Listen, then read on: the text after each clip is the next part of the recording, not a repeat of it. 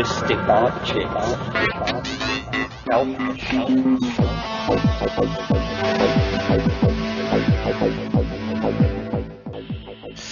Greetings from Cyberdelic Space. This is Lorenzo, and I'm your host here in the Psychedelic Salon. Well, as I said last week, I'm not going to do any kind of year-end program or anything like that right now. In fact, this will be my last podcast until about the second week in January. Like some of my fellow podcasters, I'm going to take a little time off and just kick back and visit with friends and family for the next couple of weeks. And I know that a lot of you still have to go to work for most days during these holidays, but for us retired people and students, we appreciate all you do to keep the world turning for us, and we hope that you get to take some time off and relax as well. And particularly you moms out there, give yourselves a break and take a few hours off and just do nothing if you can. I know it's hard this time of year, but there's always that one more present or one more card or one more box of cookies to take to a friend, and nothing like a relaxing holiday season, huh? But I jest, of course. It is fun to reconnect with family and friends, and even with the ones that think you're the weird one when the truth is actually the other way around. But speaking of friends who are on your same wavelength, I want to thank a friend of the salon, Francis D., who made a very generous donation to help with the expenses of producing these podcasts. So thank you, Francis. We all really appreciate your help, and I hope that you and yours all have a wonderful holiday season. Now, getting on to today's program, as promised, we'll pick up right where the last podcast ended, with Rupert and Ralph discussing the challenges facing big science versus today's grassroots science. And once again, I've left this recording intact, complete with a few long pauses when they were obviously trying to figure out what to say next. And as I mentioned last week, these trialogue recordings were made in September 1991 and apparently were recorded for their own use, perhaps in planning another public trialogue or to gather information for one of their books. In any event, these quiet little recording sessions are starting to grow on me, and I hope you feel the same way. So the next 14 minutes or so will be the conclusion of their first session, where they were discussing the relative merits of big science versus grassroots science. Then there's a brief pause in the tape, and right away they begin the second session, and that begins with them discussing future books and trialogues, some of which materialized later and some of which did not. And once again, they began their recording session by first chanting Om, which I find quite charming myself. So let's join them now.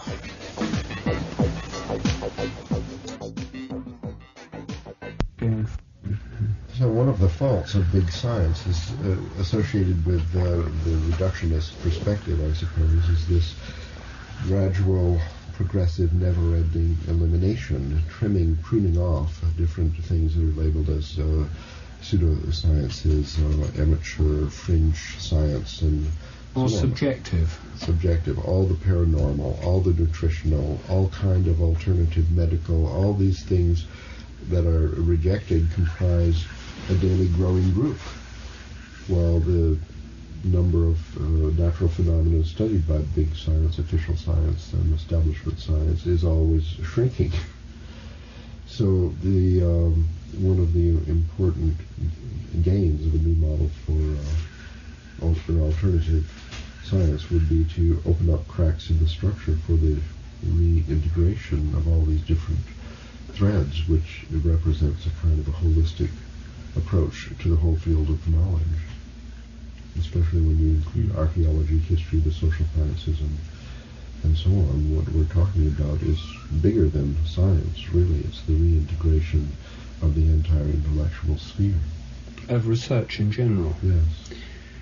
Yes, because there's a great deal of amateur historical research goes on yes. through local history societies and so on.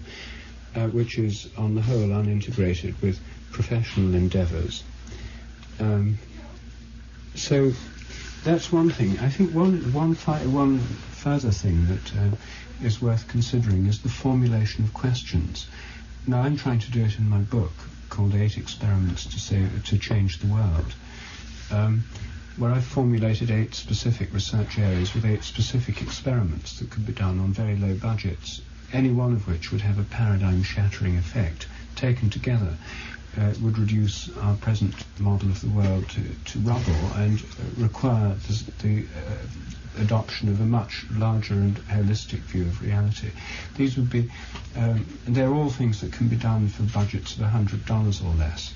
Now, I've spent some years trying to think out this kind of experiment, and the ones I've finally come up with for this book are selected from about 20 or 30 that I've considered. But this is my own unaided efforts, and it's a virgin field, and I can't believe that I'm the only person capable of thinking of these things. There must be many people, given the incentive, who could think up really good questions. One thing that happened with morphic resonance research was a competition run by the New Scientist magazine for experimental designs for morphic resonance, with prizes totaling only £250, which led to a considerable wave of creativity in experimental design.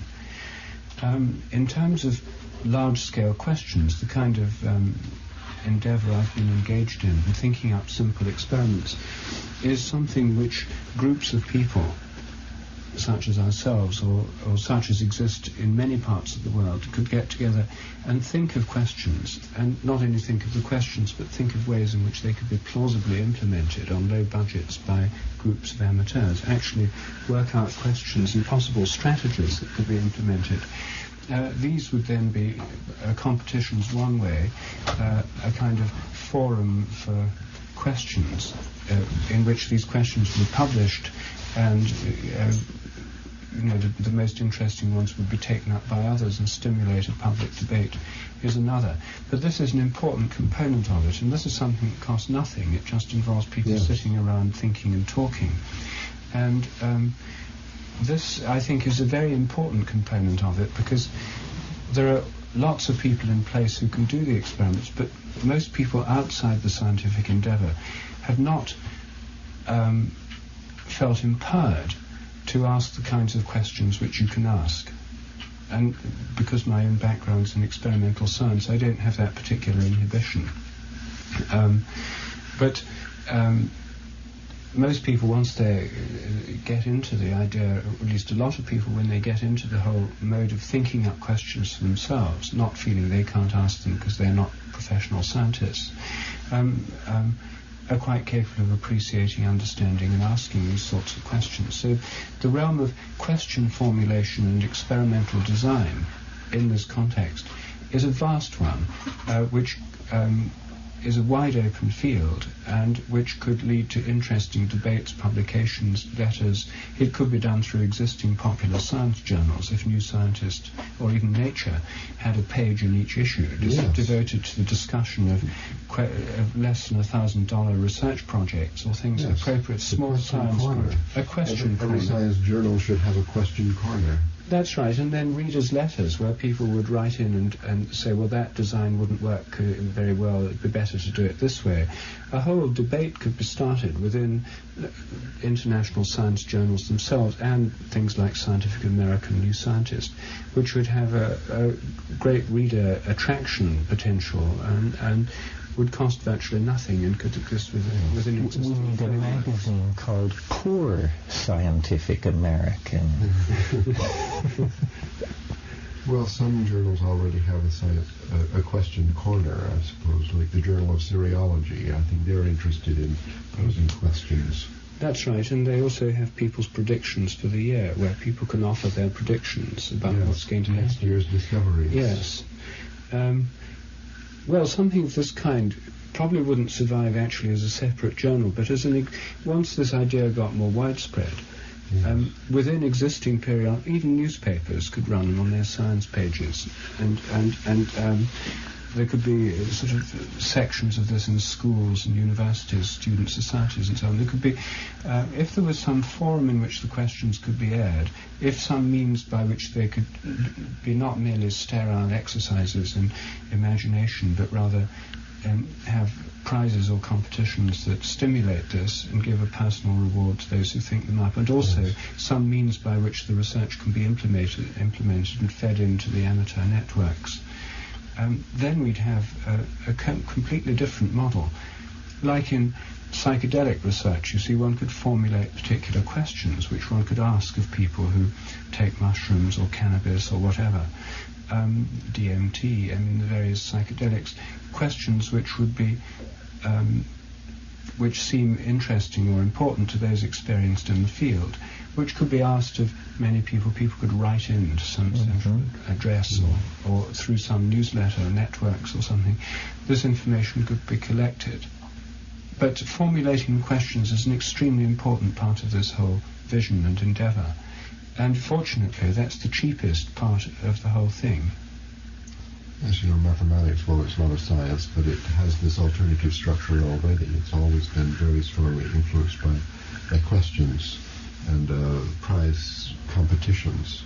And the Bulletin of the American Mathematical Society has a regular question corner, and students and all kind of amateurs send in their entries, attempted answers of these problems. Some of them are quite difficult. So there's an existing model up and running. Yes, which it has a very strong stimulating effect on the whole development of the subject. And some of the best people are in charge of the question corner. Yes, well, Scientific American, the amateur scientist section of that has run for years, and some quite intricate experiments are carried out for very little money. So we've already got models up and running. Yes.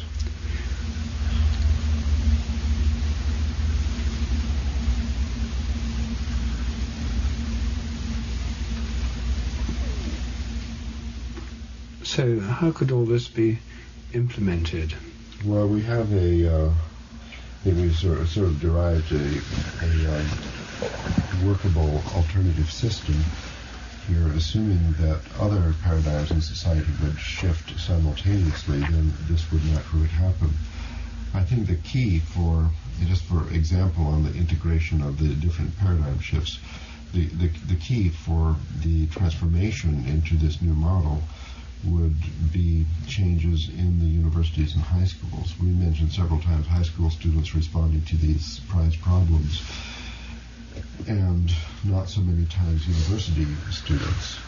Universities have been one of the main institutions supporting this restrictive, peer review, super professional, and archaic model of science. If universities were reformed so that they had departments of integration, as it were, interdisciplinary programs, and a holistic approach, then they could play a tremendous role, you see, in preparing people, educating people to be amateur scientists, for example. And interesting them in many of these problems. I mean, the questions being proposed by the question setters should become part of the curriculum in universities, for example. As morphic resonance research has penetrated universities a little bit. At the University, for example, that's a model that should be spread worldwide. Universities should be revitalized along with the revitalization of science and the it's like in physical education, so-called, some schools have team sports. You see, these are of no use whatsoever to the amateur athlete. Very few universities, like my university, the University of California at Santa Cruz, had no team sports and only individual sports because they wanted to prepare people for a new society. It was formed in the 1960s when, in the hip subculture, everybody gave up team sports and wanted only individual sports, something that you could continue throughout your entire lifetime. So that's a kind of change which is wanted in universities and all their other structures, so that the full holistic range of intellectual endeavor, including what we call research, is nothing more than participation.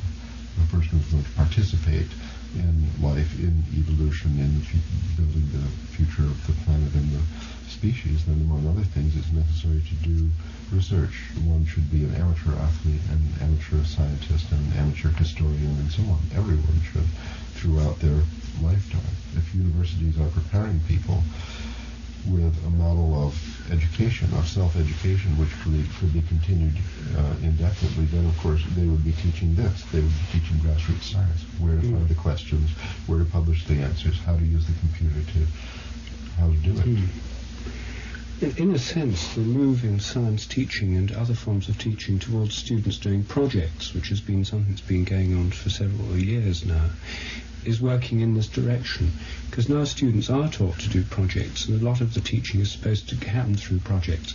The only trouble is the projects they do are ones of the most utter banality and derivative kind for the most part, because it's not assumed that a student can really do a serious and interesting project of any wider interest.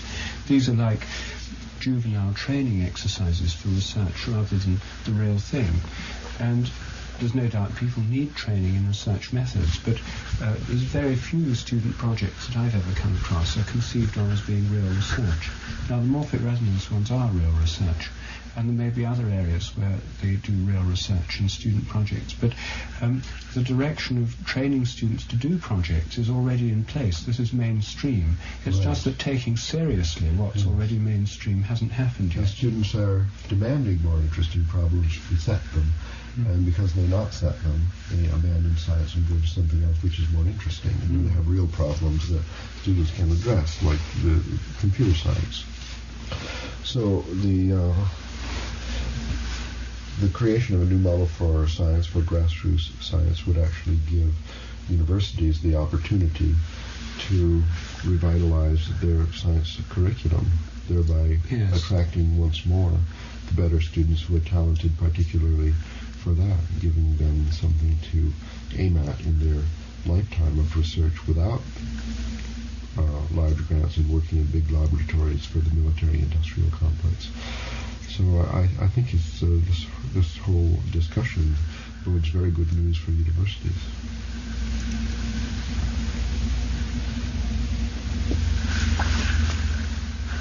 Good. Well, I think we've solved the problems of science. Yes.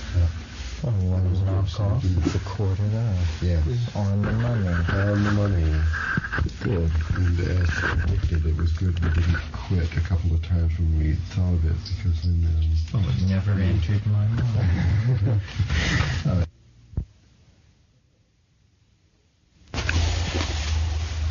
You know, if the future of intelligence is inadequate in the light of subsequent reading, we can do that one again. And it'll be much better second time. So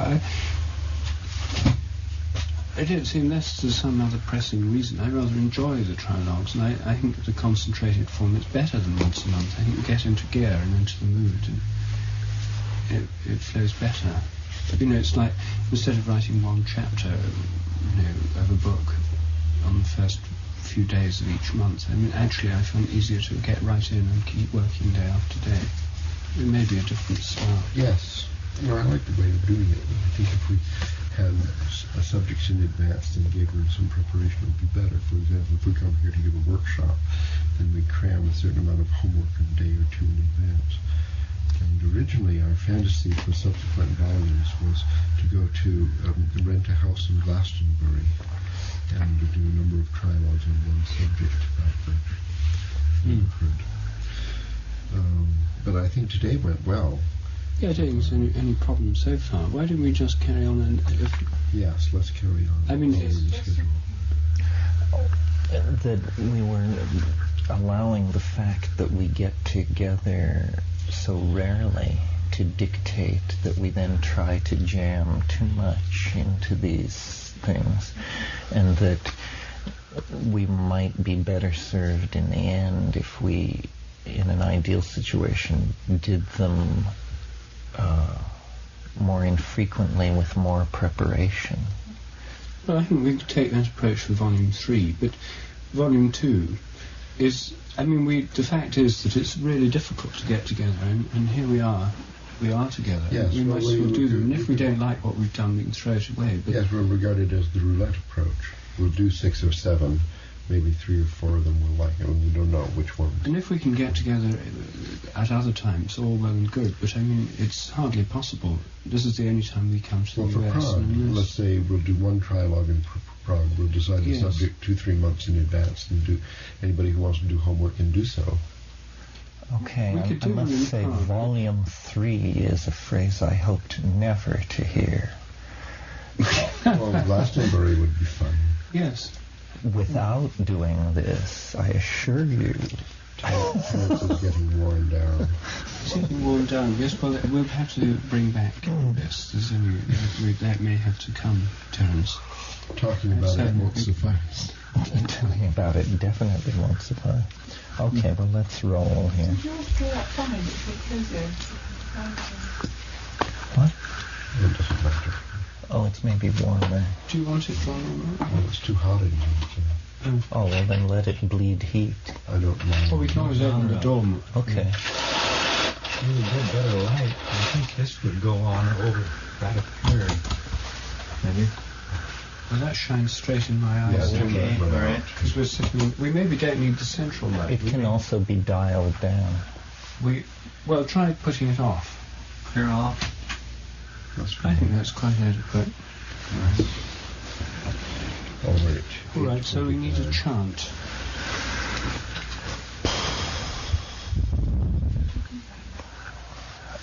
Saving the world. But we're going to chant, right? Mm-hmm. So we need to save the world chant. Yes. What's in it?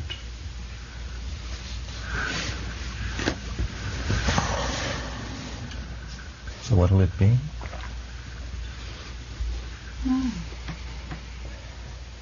Is that a hum or a hree? Omaha.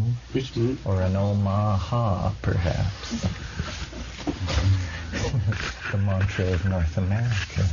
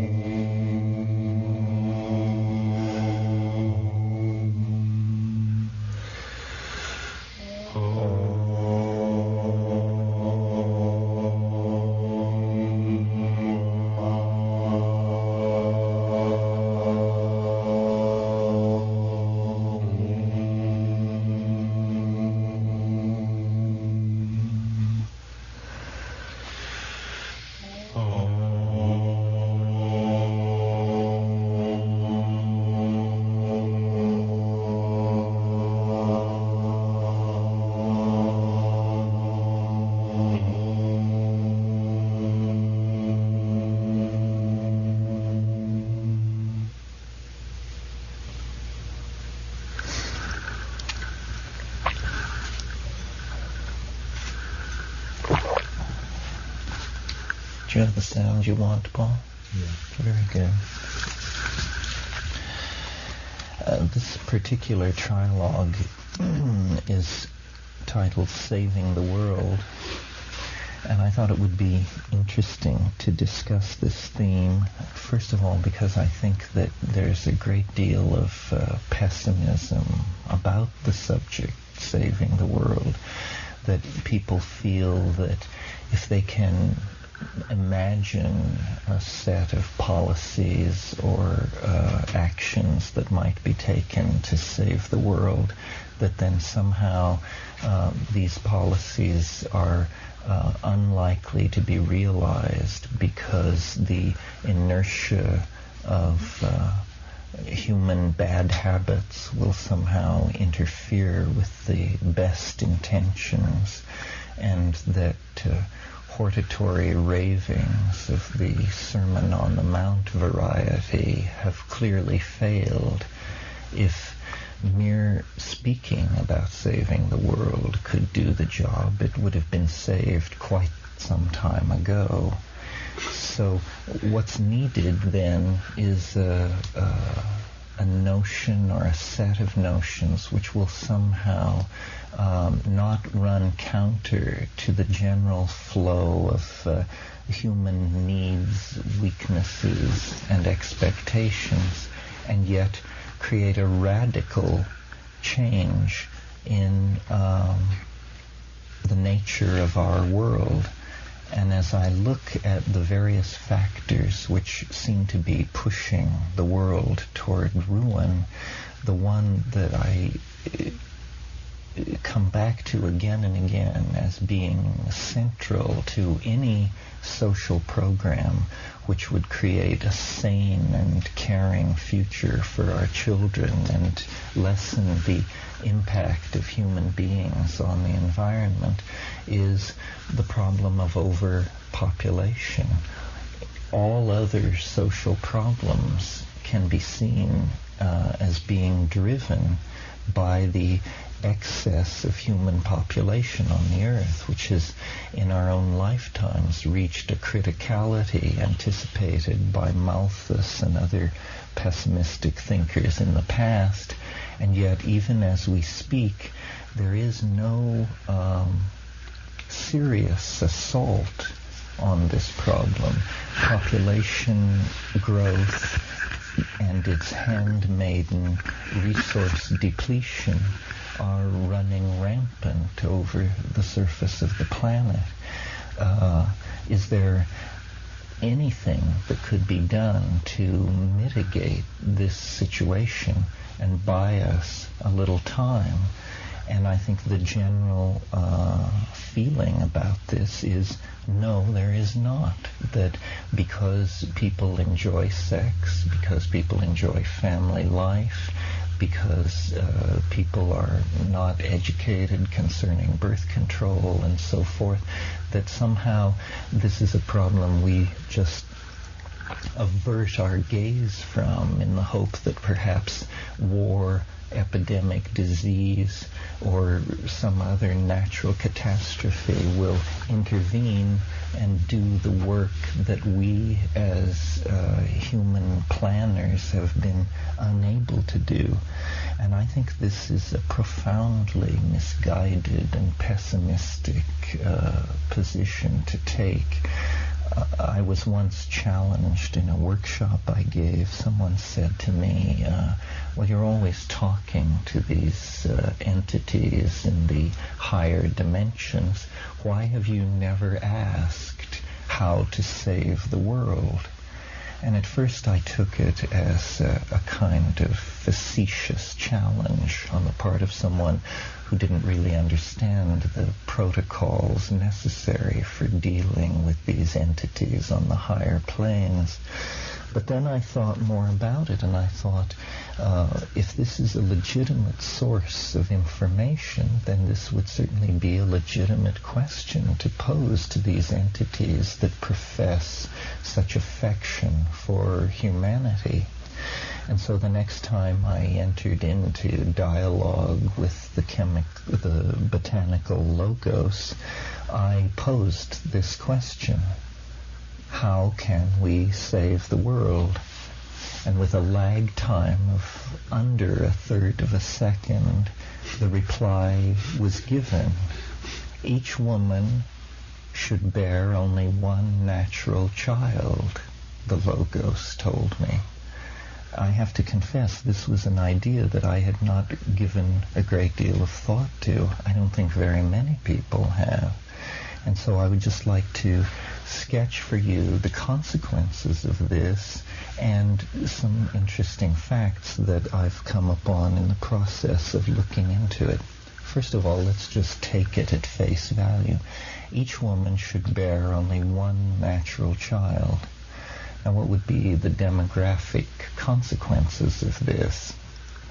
Startlingly, within 50 years, the population of the Earth would be cut in half.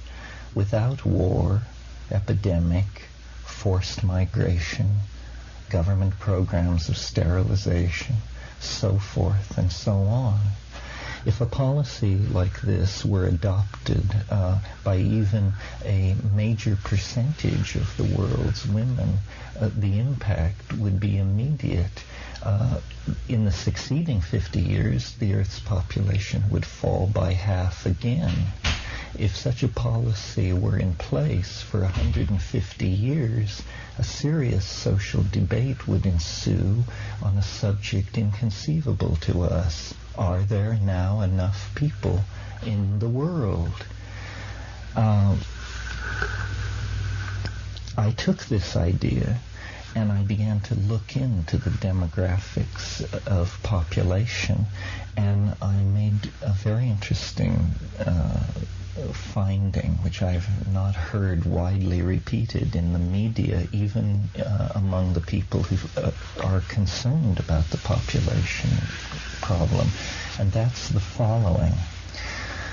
A child born to a woman in Malibu or the Upper East Side of Manhattan or Berkeley or Hampstead Heath, in other words, a child born to a woman in a high-tech industrial society, in the upper class of that society, will have between 800 and 1,000 times greater negative impact on the resources and carrying capacity of this planet than a child born to a woman in Bangladesh or Zaire. This is something we are not often told. When we think about the population problem, we tend to think that it's little brown people on the other side of the world who just perversely refuse to stop having children. But in fact, this is not what is going on. Converting a woman in Malibu to the notion that she should limit her reproductive life to one child is the equivalent to converting 900 to 1,000 women to the same proposition in Bangladesh or Central Africa. If we were to go to the third world and meet a woman who told us that her ambition was to have 800 to 1,000 children before she died, we would imagine ourselves to be standing in the presence of a social criminal, a person so callous to the needs of the earth and the present state of humanity as to be almost beyond conceiving. Yet, in fact, this is the position held by any woman in a high-tech industrial society who chooses to have more than one child. There are a number of interesting factors about this. First of all, if we were seriously to propose this idea, one woman, one child, traditionally, among demographers, population policies have been most difficult to sell in traditional societies, traditional agrarian societies, because in those societies, having large numbers of children is linked to centuries of religious and social tradition. And so then great frustration spreads back among the advocates of population control because these traditional women are unwilling to make this commitment. In contrast to this, think about the woman in Malibu or Hampstead or the Upper East Side of Manhattan. She is college educated. She has access to excellent medical information.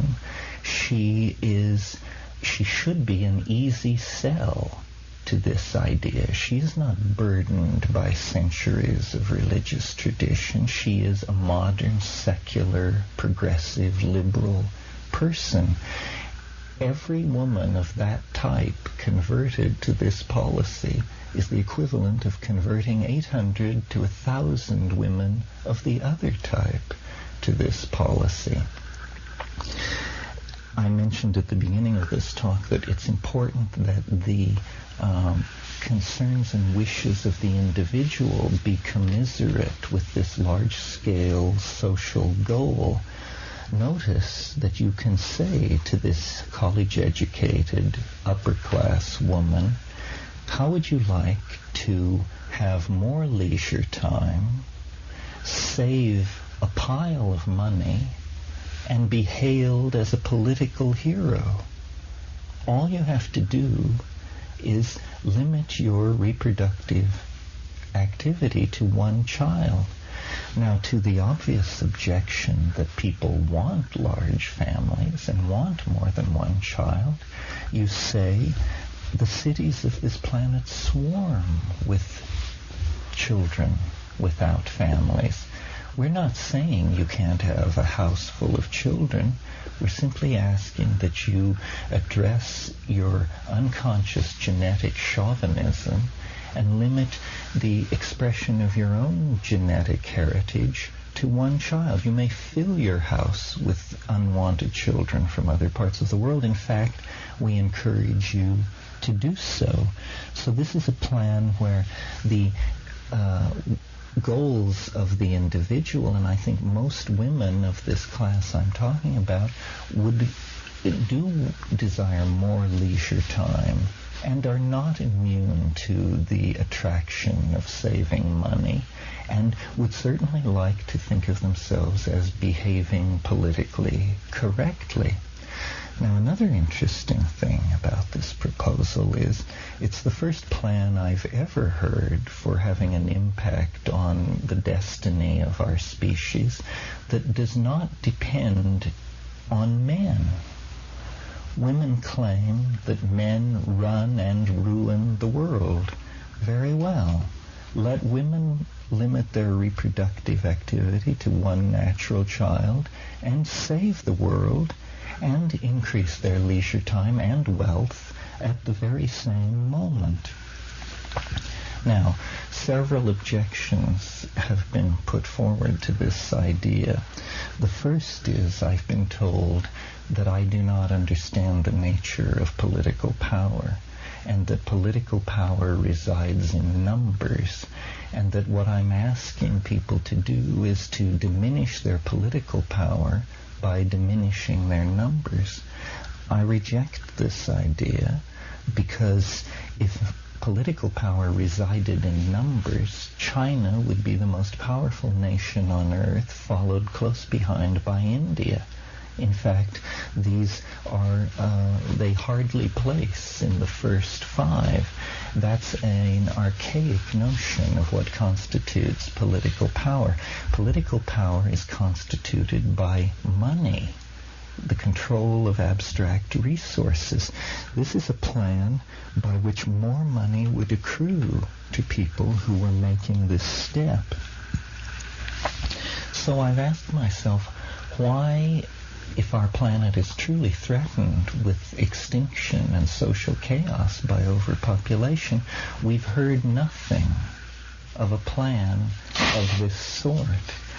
And I think that after some thought on the matter, that the reason for this is because capitalism is the system under whose aegis we are operating, and nobody knows how to make a buck in a situation of collapsing demographics. In other words, capitalism unconsciously rests on the premise of an ever-expanding population of workers and consumers of the goods which capitalism is set up to produce. I don't think that the preservation of capitalism is a sufficient reason to ruin the world and rob ourselves and our children of a sane future.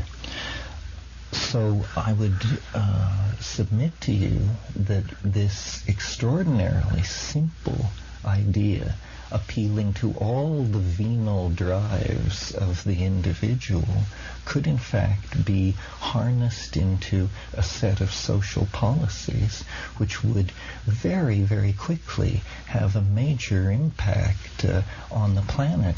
In fact, I'm interested in seeing computer simulations run. How many of these high-tech women would have to convert to this notion before there would be an enormous freeing up of resources?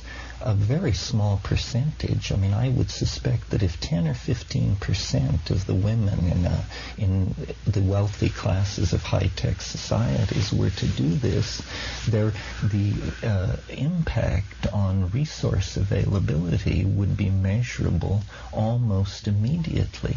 It isn't the poor woman in Bangladesh who should be preached at to limit her reproductive activity. After all, her children rest on the earth as lightly as moths or mayflies. It is the children in the high-tech societies that consume more plastic, glass, steel, petrol byproducts, and so forth than whole villages of people in the third world. So I put this idea out, not only that it be debated on its own merits, but because I think it shows that in trying to solve problems that we've come to think of as intractable, we actually have fallen victim to a kind of failure of imagination, and that some of the problems which we tend to think of as insoluble are in fact quite soluble if we will only make the imaginative leap necessary to think about them in these kinds of terms. It was stunning to me to realize that without migration, war, disease, coercion, you could cut the Earth's population in half in 50 years and make a whole bunch of people leisured and wealthy in the process. It seems to me astonishing that these kinds of things have been overlooked.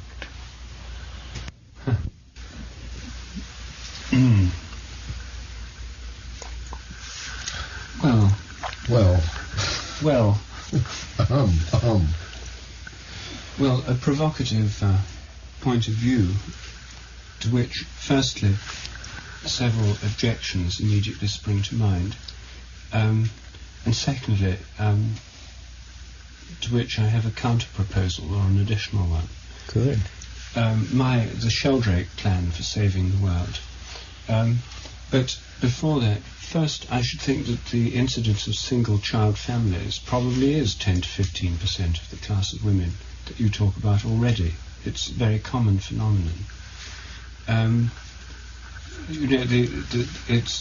The number of children is inversely related to income as a general rule, and quite a lot of women already only have one child. Secondly, the adoption plan doesn't seem to me to work. It would only work if the woman in Malibu adopted dozens of brown-skinned little children and then kept them living at a Bangladeshi level in her Malibu house.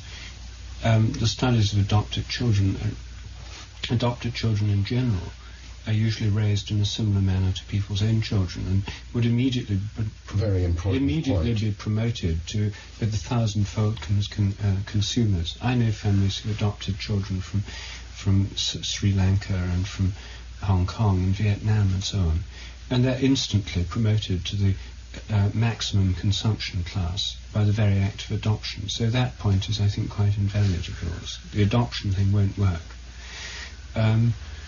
So I think the principal objection to the scheme is, the third point, this is the very policy the government of China has tried to enforce for 2 or 3 decades now, each family to have only one child.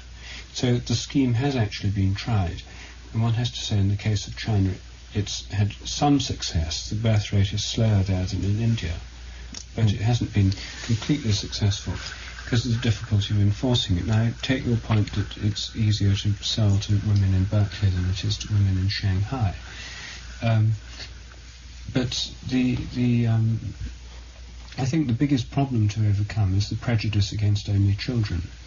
Since all of us have had 2 children each, if we ask ourselves why we had 2 children rather than 1, we certainly didn't have them because we thought we'd get more prosperous by having 2 children. It must have been obvious before we did it that we'd be poorer. It must have been obvious that there'd be a smaller amount of available resources to be spent on them. But there's a very strongly established feeling that somehow there's something wrong with being an only child. And that seems to be the most powerful psychological obstacle that has to be overcome for this plan to be put into operation. Maybe I'll leave it there, and now I'll come later to my own patent scheme for dealing with the demographic situation. Yes. Well, as I understand it, Terence, you challenged the botanical logos to provide a solution, and it came up with this plan, and then you derived these demographic consequences which are startling to you and interesting. And if we were to achieve the gain that this plan proposes, we would then need a third step, which I guess hasn't been done yet, and that is to solve the problem how this plan is to be implemented. So, although I agree with Rupert that not wanting to insult the entity, the fact is the plan is not very original, still I'm going to suggest that you go back to the entity to ask how this would be implemented, because in your demographics there is this very big if every woman and so on. Now, for every family to have 1 child, let's say, every woman to have 1 child, is not demographically different from many families on the average having 1 child. That's a different implementation of the same policy. And many countries, developed countries, now do have approximately 0 population growth, which means their average is about 2. Right. So this 1 is less than 2, and that's significantly less, and that's interesting. But as far as people adopting this plan, putting this plan in force, persuading people, educating, here's the big if. What is step 3? How do you implement this plan? And this is, as a matter of fact, the real problem in saving the world, and it's the one that we've been talking about in several meetings in the past. Do you use education? This is a common theory, that the reason that developed countries have achieved 0 population growth is because of education. Or do you change the mythology? I mean, all of the possibilities that we've discussed for making a paradigm shift, a social transformation in general, all of them would be applicable to this problem. But which? How? What? Through education, youth, rewards? How do you provoke the phase shift in consciousness which would result in people feeling as their personal goal to get the population growth of their neighborhood down to half? Well, minus 50%. You have to point out this thing that personal wealth and leisure time will increase if this policy is followed. In other words, people will follow their own best interests. So you can't appeal to some higher set of goals. You just have to say, wouldn't you like to work less and have more money? Well, I think there might be a solution to this problem, but I doubt that's it. I think that Rupert is right. There's a preference based on actual experience for 2, not for 2, for 0 or 2. What we would need here is to have more 0s and still some 2s. And what is really missing, I think, is for a large number of women to accept that they don't want to have any children at all. That is the real problem. And of course, there already are many women who don't plan to have any children at all. But to increase the proportion of women who are choosing that as their first preference, the number of children they want to produce their entire lifetime is 0, I think that's the difficulty. Yes, well, I think that celibacy is a misplaced impulse in this direction. Celibacy doesn't, it's arguable that it does anybody any good, but if it were redefined to be thought quite a nice thing for people to make the sacrifice of having no children, and such people were honored in society in the way that we now honor celibate priests. We recognize them as a special class. If people knew that by having no children they would receive a certain measure of deference in society, then large numbers of people might opt for that. Yes, well, that's reasonable. But I absolutely reject the connection between sexual activity and reproduction. I know, I've heard that there is some kind of connection. But I think that the women, politically correct women in Berkeley and Santa Monica and so on that we're talking about, they are mostly having children because they want to. They've elected to. I mean, there are lesbian women who have children because they wanted. There are celibate people who have children because they wanted to have a child. They changed that pattern only because they wanted to have a child. The wanting to have a child is the cause of reproduction, not mysterious and unsuspected byproduct of being sexually active. So I think we need, in order to resolve this final problem in the entity's suggestion, we need to find some educational or mythogenetic strategy whereby people would really yearn to have zero children, with or without sexual activity. They have all kinds of... Well, I think this could be done in all kinds of ways, through education, through tax incentives, through direct payment. Also, I don't accept your... Direct payment. I don't accept the premise that faced with one's desire to have two children, or if that were linked to wrecking the planet, I think people would just have one child anyway. Yes, well, that's a possible breakthrough. And in fact, we don't know the consequences of having one child if it were generally accepted. I think a lot of the one-child talk that goes around has to do with the fact of the myth of the special character of the single child. And daycares, all kinds of social institutions could be retooled to make sure that these children spend a lot of time with other children. So I don't see that as a tremendous barrier. I agree with you. I think we should encourage people, one, to have no children. Those people should be given special honors. Otherwise, to have one. Otherwise, to have one. And never to have two.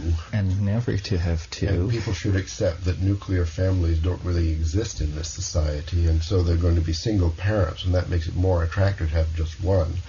That's right. With two single parents, each with one, combined in a house, then in fact they'd have a sort of nuclear family with two children, except both the parents would be female. And the other thing is to start in these high-tech societies. Don't start in India and Sri Lanka. That makes no sense whatsoever. Start in the areas where you're likely to make many converts. Then these third-world societies, which are tending to take their value systems by emulation of the high-tech societies, would see the positive feedback of these policies and would quite naturally adopt them themselves in due time. Well, I think we do have a plan here. It's sort of rounded out. Well, let's hear Rupert's other plan. No, let me just raise one further objection which has to be overcome. I mean, first, giving single children and single-child families a better name seems to me the most important, and you think the easiest aspect of this plan. That seems very important. Studies on... I never saw the case against two children until we'd already got to, when I read an article in a newspaper in Britain, The Guardian, which was a fervent denunciation of the two-child norm. I'd never ever seen this before. I'd seen plenty of things about what's wrong with only children. But this said that having two children is grossly abnormal. In the past, people had large families. We had multiple children, multiple relationships. With two, you set up automatically a dyadic relationship of jealousy, possessiveness, and fighting, which creates a one-on-one competition. situation which is atypical of the whole of human race in the past, and that 2 children, in fact, may be a great deal worse than 1. Now, that was a strong argument. It's the only time I've ever seen an argument put in favour of a single child as opposed to 2. And it was a well-put case, and it had quite an impact on me. It might even have influenced my own thinking on the subject had I read it before we'd had to. So this re-evaluation of the role of 2 versus 1 children is something that a great deal more attention could be paid to. Studies could be made on the subject. It may well turn out that this argument can be validated in all sorts of terms, and that the 2-child norm can be discredited as a kind of myth or ideal in favour of the 1-child norm. Now, that would be a highly constructive act, together with social policies that would deal better with the problem of only children and all the rest of it. Some ways of living, or where children spend more time with other children. And anyone with a single child spends most of their time ferrying the child around to other houses so they can play with other children. This could be made easier. But there's a serious political objection to the whole thing, which is that in a democratic society of 1 person, 1 vote, the single most important thing that influences people's thinking about this question is being outvoted by the others. In Northern Ireland, the great fear is the Catholics have more children than the Protestants, and they'll take over. In the Soviet Union, the fear many Russians have is that the Muslim republics have enormous birth rates compared with European Russia, and that in a democratic Soviet Union, they'll take over. The fear in the United States surely must be that for the woman in Malibu or Santa Monica, that within 5 years, maybe 10 years, Hispanics will take over control of Los Angeles, within 25 years or 10 years, 15 years of California, and within 50 years of the entire United States. And then they'll change the rules because they believe in larger families and they won't want to go along with this kind of norm. That's the kind of objection which I think will strike people very deeply and raise tremendous fears. I think there's an answer to that particular objection, which is by take over, what you mean is claim an unfair amount of the wealth of the society, or the resources, or the political power. But notice that in a society where this kind of policy was slowly taking hold, all segments of society would grow more wealthy, and there would be a diminishing anxiety about resource availability, because there would be an ever-expanding available pool of resources. In other words, if we're going to cut the Earth's population in half, then there's going to be twice as much land and wealth to go around. And so people would see themselves progressively enriched, generally and specifically. I mean, in the world where the population is dropping by 50% every 50 years, every time you got your mail, you would learn that a distant cousin's line had died out, and that his estates and bank accounts had been ceded to you. So you think a chain letter principle is the one that... But that's the big if again, because, Terence, you already accepted the fact that in Bangladesh the population growth is not going to decrease, only in Santa Monica and Berkeley. No, at first in those places. I'm saying don't preach it in Bangladesh at first. Demonstrate it in the high-tech societies, and everyone else will follow along. And as a society becomes more wealthy, that means more educated, the case will make more and more sense. It's something that it's interesting that the burden of working this all out would fall on the women in the high-tech societies who have claimed that they have never taken their due role in human destiny, and here would be a chance for them to step forward and lead us all into a better world by their demonstration. Well, I think in the case of our own experience in our own families and co-parenting arrangements, had participated with our wives in a discussion about how many children to have and so on. And that probably would be the case in these high-tech developed countries and families and so on. It would be a sort of a partnership of men and women that would have to come to this new understanding. But women would take clearly a flagship role in all this. Yes. Well, suppose that Rupert's idea that a reason for large families and anxiety about the voting situation in democratic countries, and well, we could change the vote so that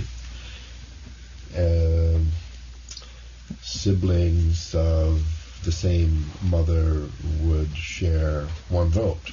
That would take care of that.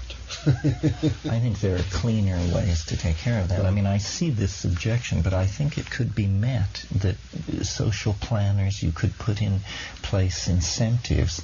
I think it could be met. People are anxious. They don't want to lose power or wealth or land.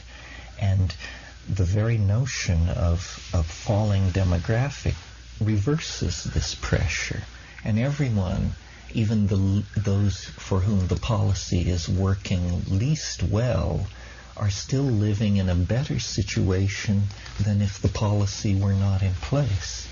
If the policy is not adopted, or something like it, we all lose.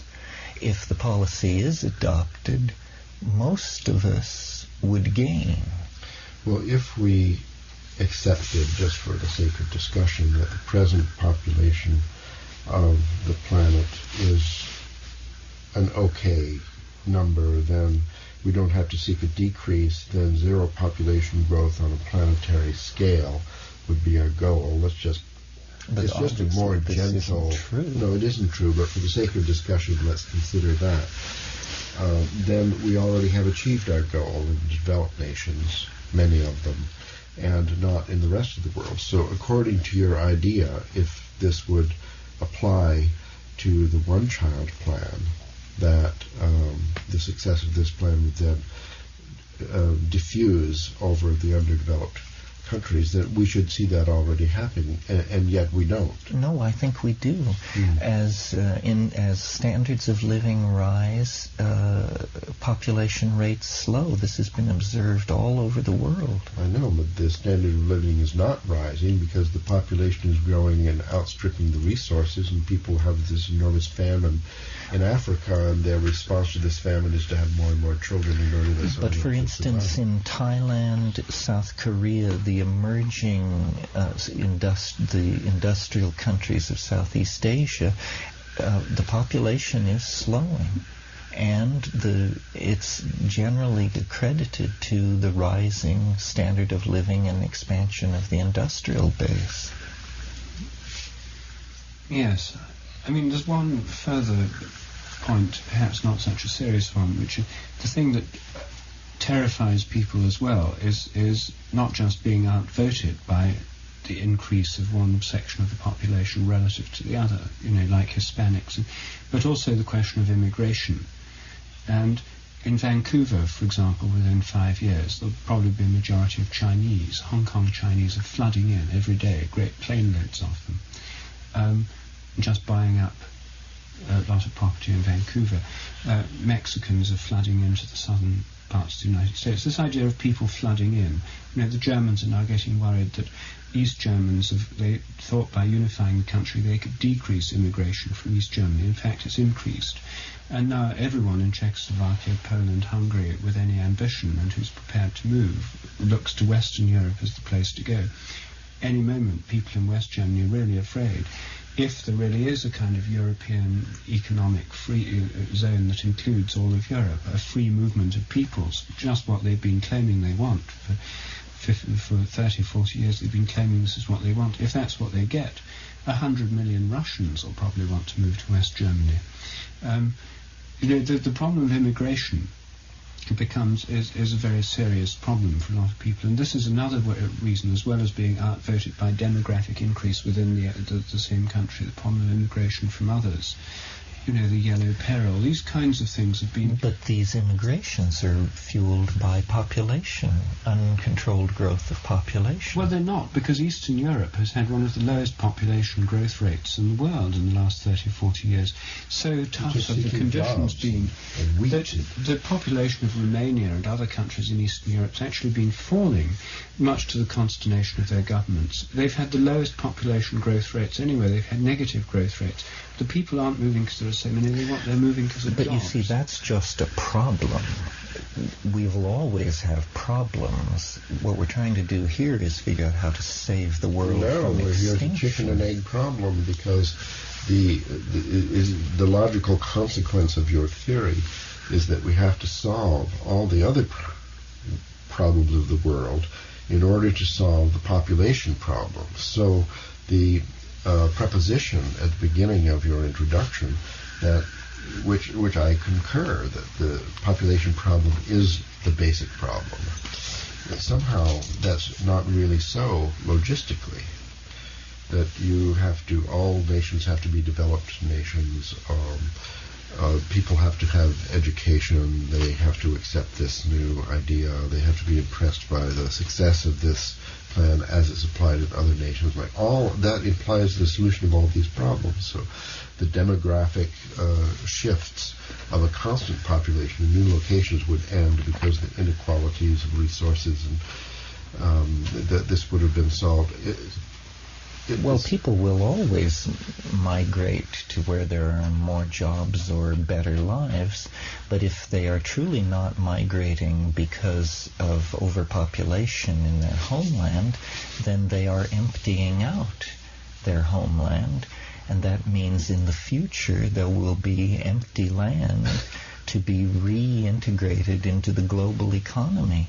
The price Germany pays now by having millions of Poles move into Germany means that in the next century, Poland will be a wonderful frontier for economic growth and a theater where people can build very stable, happy lives. Yes. Well,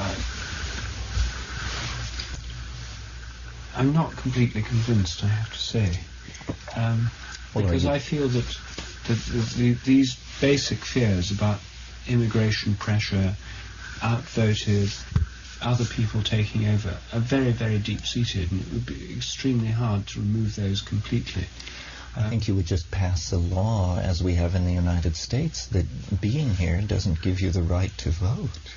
And most countries have laws like that. I don't know. Are there countries where if you're just there, you can vote? Most countries make a very clear distinction between their citizens and recent immigrants. And you have to establish yourself, and citizenship is not automatic. No, well, nevertheless, the fact is that in Germany they have a problem with Turkish immigrants. But it's not of being outvoted by them. No, that's not the problem, except in certain localized areas. But there is this fear of kind of relative demographic increase.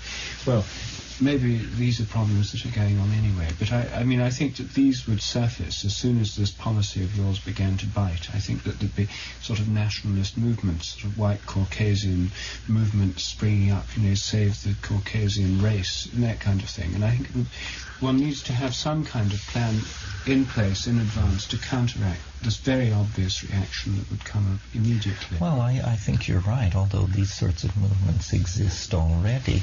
What you would hope is that this was a solution, and that therefore the consequences flowing from it would, in a fairly short amount of time, outweigh the negative aspects of it, and that people would see that their standard of living was rising, there were more resources to spread around, there was less a sense of encroachment, and so forth and so on. I think if people could achieve zero population growth on a planetary scale, as we could regard this as a halfway step. From there they could progress.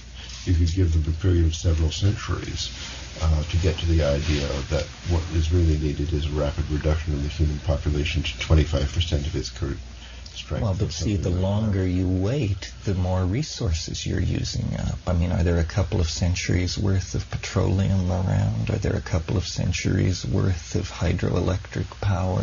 Well, I think if zero population growth on a planetary scale were achieved in the very near future, if we could achieve that, we could achieve anything.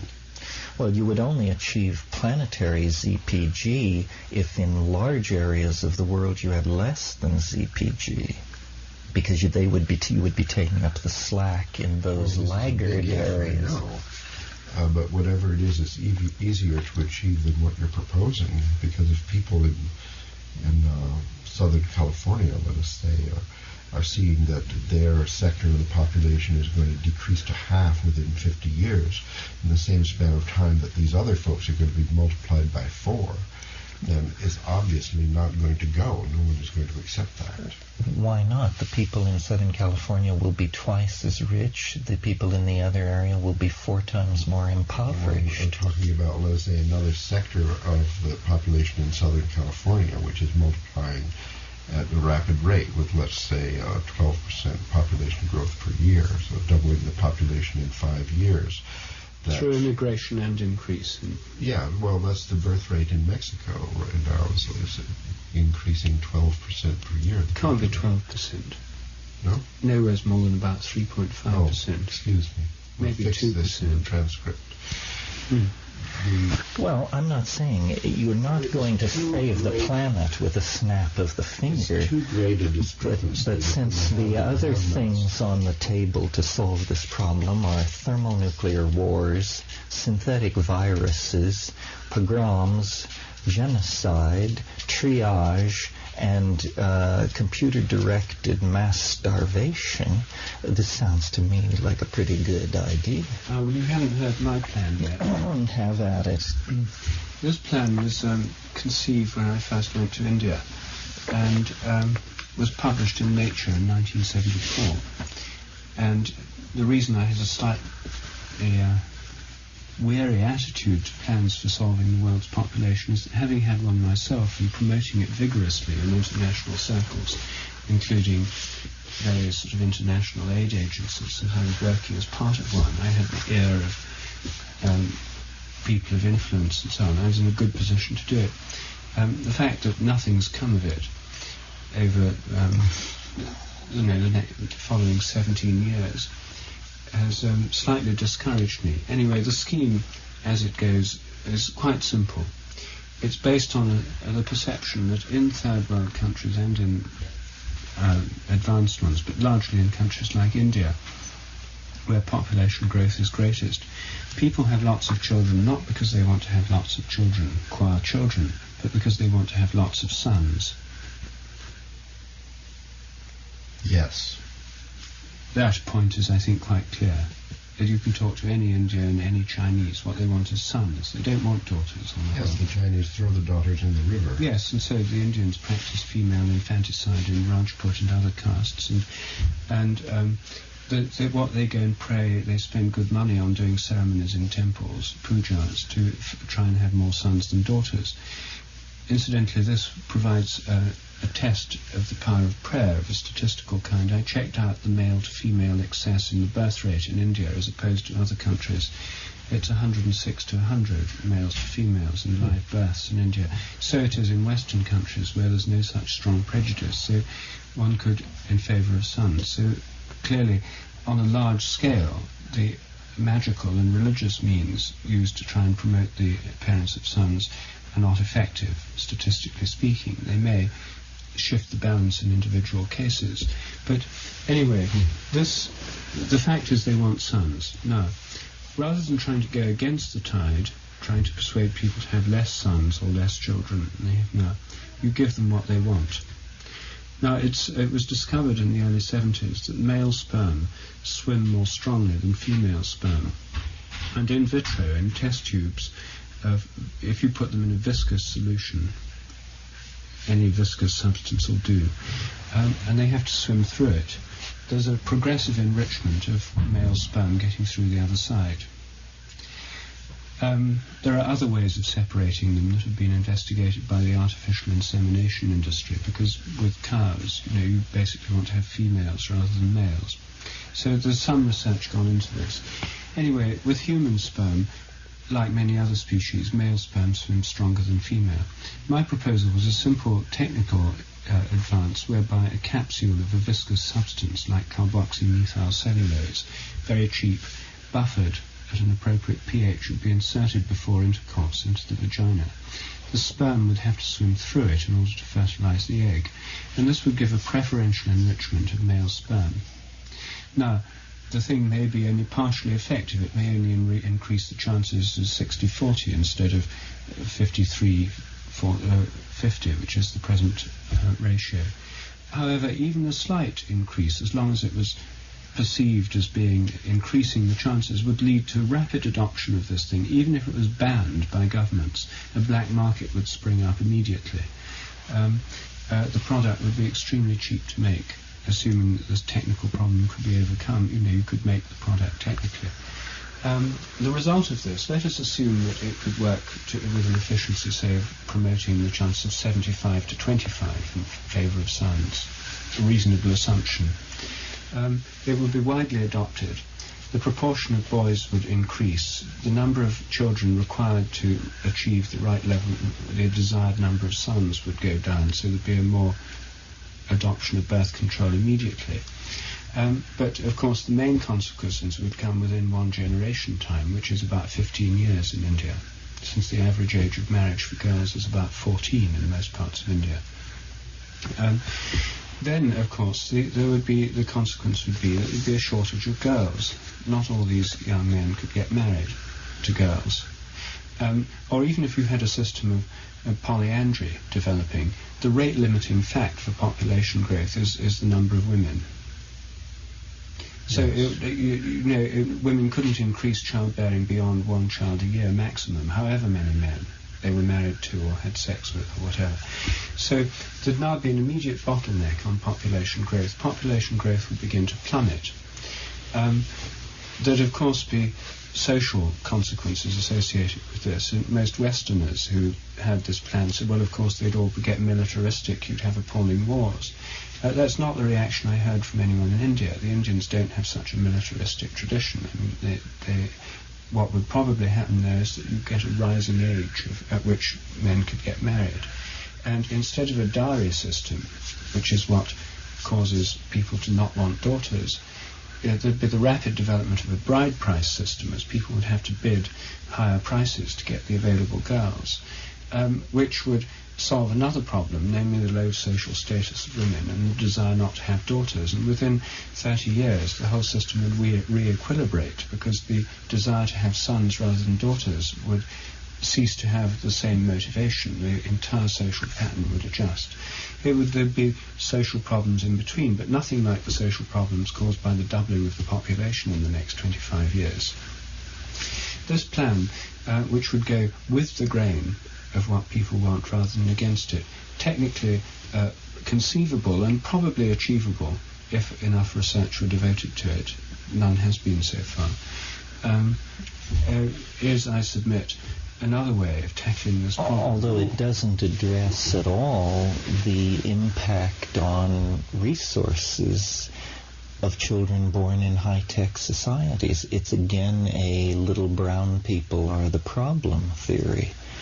Well, little brown people are the problem in large parts of Africa and Bangladesh and so on. Well, locally, for the other, yes. But on a global scale, it's the over-consumption that goes on in the high-tech society. That's true. I read in the last week, and I've forgotten where, that the inhabitants of Orange County, California, consume as much in terms of petroleum products, raw materials and energy as the entire population of the Indian subcontinent. This gives you a notion of the disparities that we're talking about here. Yes. Well, so it's a separate issue. I think the resource depletion, the factor of 800 to 1,000, that's questionable. I think Rupert's plan, which does sound like it would create a global decrease in the rate of population growth, This is definitely would help save the world. And furthermore, I think that we could go into business and make a fantastic profit by selling the product at reasonable rates in India and China. So let's do it. Well, I'm not sure it would save the world. The problem is resource depletion. However it happens. Well, we could just have rationing in Southern California, then that would cover it. By a factor of, we're going to cut people back by a factor of 800 to 1,000? Well, that sounds difficult, but I think it's actually easier than affecting the population growth. No, I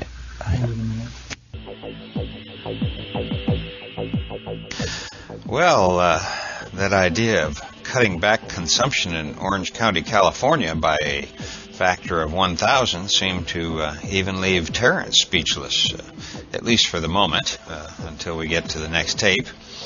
And I hope you picked up on what Rupert was saying about 3 or 4 minutes into this trialogue, the part where he was encouraging groups of people to get together and search out questions whose answers could actually be paradigm-shattering.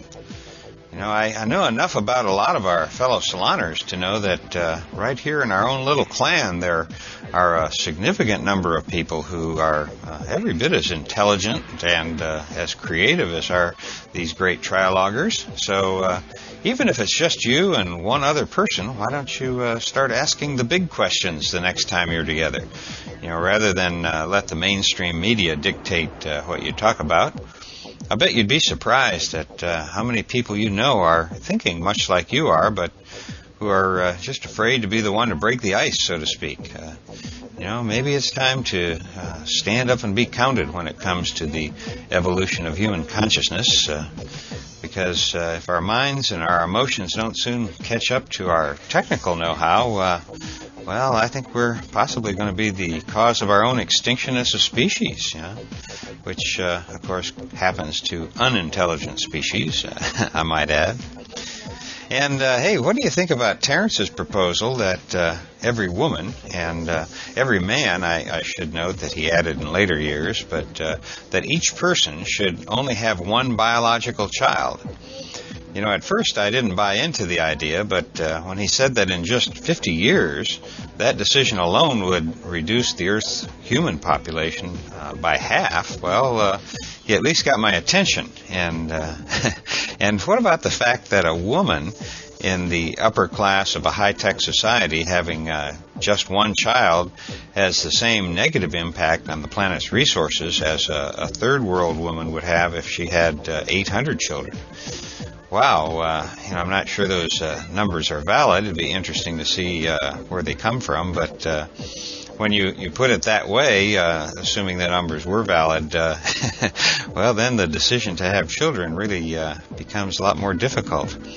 And I have to admit that I'm glad that I'm now past the age where decisions like that aren't going to come my way again. You know, I'm afraid that the way ahead isn't going to provide many easy choices. And I don't really think that there's any person or any group with all the right answers.